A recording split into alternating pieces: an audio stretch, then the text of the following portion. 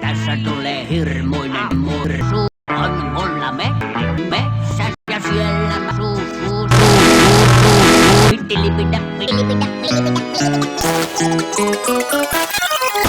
Mä varjoissa hiiviskelen ja mä muja seikyttelen. Ja se on vasta mukavaa, kun mä muja pelottaa. Röllirueltaja, joka aina luulee tietävänsä kaiken, sanoi, että suuri röllimetsä kuuluu johonkin metsävyöhykkeeseen. Onpas se nyt muka kovinkin hienosti sanottu. Minä osaan seistä käsilläni. Näin.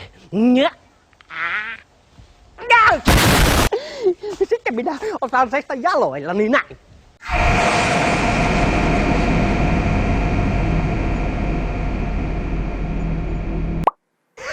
Sitten otan varpaista kiinni näin.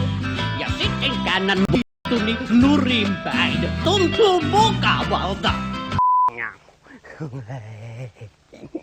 Minä olen röllimetsän paras vastaja ja paskonheittäjä. Kakan kanssa täytyy jutella. Sen taidon minä olen hankkinut.